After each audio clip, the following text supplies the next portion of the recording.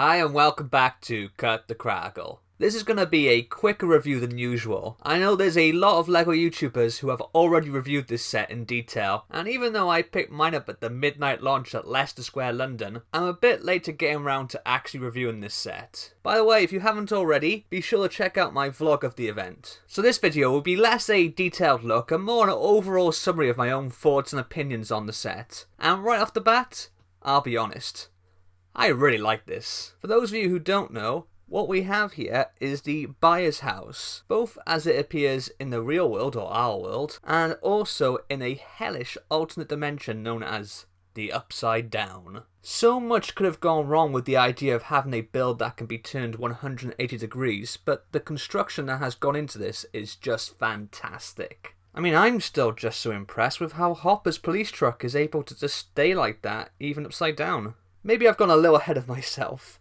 Obviously, this is the buyer's house, as it is in the Upside Down, where everything has that dark and blue tinge, and there's spooky looking vines and plants creeping over everything. Let's take a look at how it is in our world. Just watching the show, I always thought the buyer's house looked a little like the cabin from the Evil Dead movies. Jonathan even has a poster of the film in his room, but in the instructions they actually confirm that the Evil Dead cabin was the inspiration behind this location. Up front we've got minifigs of Joyce Byers and Chief Jim Hopper. I think the designers did an excellent job with Joyce capturing her likeness from the series. The Hopper minifig is perfectly serviceable, but doesn't really look much like David Harbour at all. It's a little too generic and maybe even a bit too old looking.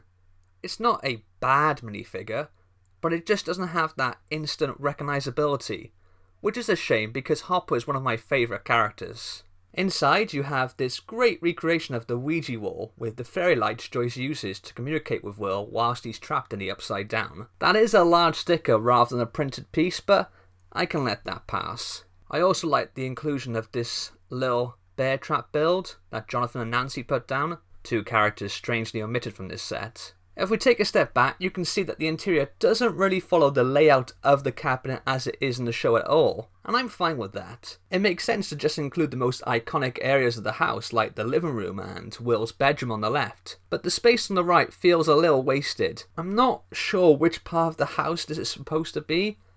I mean, in the show you'd have the dining room there, or maybe even the kitchen, but this just has an armchair and a little plant build. I feel like it would have been better to have had Jonathan's bedroom or even the bathroom, as they actually play host to some key scenes throughout the 2 seasons so far. Maybe it's a nod to something in the upcoming season 3. I don't know. Heading back to the Upside Down, you can see that the build is pretty much the same, just flipped. There's also the inclusion of those evil vines and plants creeping in. Now you might think with two halves of the build being so similar, it would be a bit tedious, but honestly, I was never bored building this. I also like that the bags and instructions are done in such a way that they even suggest getting yourself a Lego buddy and each of you building one version of the buyer's house before joining them together. Just another way that shows a lot of thought went into designing this set. The Demogorgon minifigure is absolutely superb and uses a great new piece for the open petal face, as well as some excellent usage of the Wolverine claws. Likewise, the Will Byers minifigure is completely spot on. Like a lot of people, I'm really surprised they went to the effort of moulding a new hairpiece for the character, but I'm really glad they did. The set comes with 4 more minifigs and a convenient brick-built stand to display them on. Yes, sadly, that Stranger Things design is a sticker. Would have loved to have gotten that as a print. From left to right we have Mike, Dustin, Lucas, and 11. Mike probably looks the least like his on-screen counterpart out of all the figs, and I think that's primarily down to his face print. It just doesn't look like the actor at all. In stark contrast, right next to him, Dustin is easily the best and most accurate figure here. That's a brand new piece for his hat and hair combo, and this minifig is just perfect. Dustin is my absolute favourite character and I'm so glad to see him done well here. Then we have Lucas, which is a decent looking fig. The choice to use that top piece from the Scallywag from Minifigure Series 16 is an interesting one.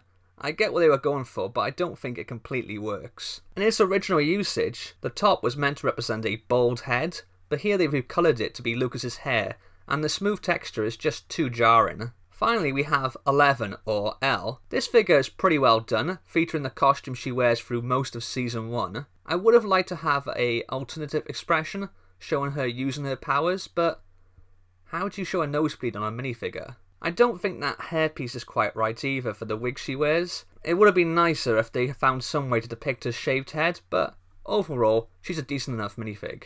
So overall, I think this is a great set. Yes, the double-sided build is a bit of a gimmick, but it's a well done one. It would have been nicer to have gone a couple more minifigures.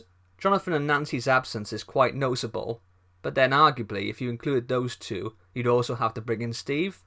And 11 minifigs, whilst an appropriate number, is probably asking too much. What do you think of the Stranger Things The Upside Down set? Let me know your thoughts in the comments below. Don't forget to like, and if you haven't already, be a hero and hit that subscribe button. I'll see you next time. Laters.